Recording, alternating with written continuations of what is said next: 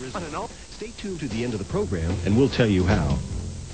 Brazil remains in upheaval months after an evangelist, Sergio von Helder, repeatedly kicked and punched a replica of a statue of the Virgin Mary on national television. The original statue is considered sacred when it supposedly fell from the sky and was deemed in 1931 as the matron saint of Brazil. During the outburst on his television show, Word of Life, von Helder called the statue a piece of plaster made by human hands. He also shouted, "Can God, the creator of the universe, be compared to a doll like this, so ugly, so horrible, so disgraceful?" He told viewers that this idol has no divine powers. Joining us from Brazil is Gary Haynes, a reporter for Charisma magazine. Gary, what was the Catholic response to this incident? Bishop Neves, the president of the Catholic Conference of Bishops of Brazil, flew to Rome to meet with the Pope about what had happened, came back to Brazil ready to fight. He issued immediate orders for a counterattack and said, "We can't remain silent before an aggression such as this." Catholics across the nation formed mobs, stormed several of the churches belonging to the Universal Church of the Kingdom of God denomination, Sergio von Helder's church group, and destroyed several church buildings. Well, Gary, tell me about the evangelicals. Were they sympathetic to von Helder?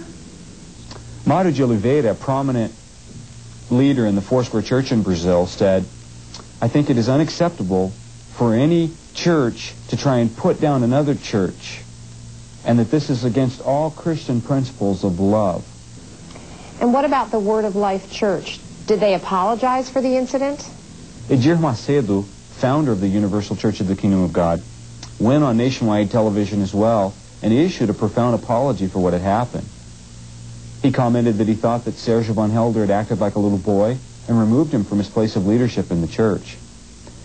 But it didn't seem to be enough for most Catholics. In fact, Archbishop Lorscheider shot back, "This thing is not over just because of an apology." So what's the situation in Brazil at this time?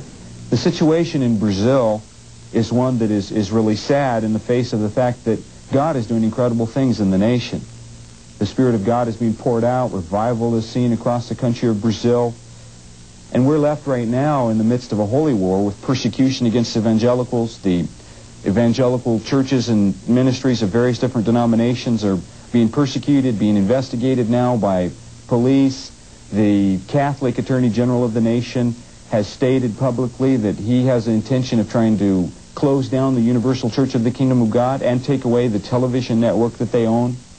So we're facing a situation where Christians are left to pray and ask God that religious hatred and bigotry would not be allowed to stop the work that the Lord has begun to do in this nation. Thank you, Gary. And we'll continue to monitor that story as news becomes available.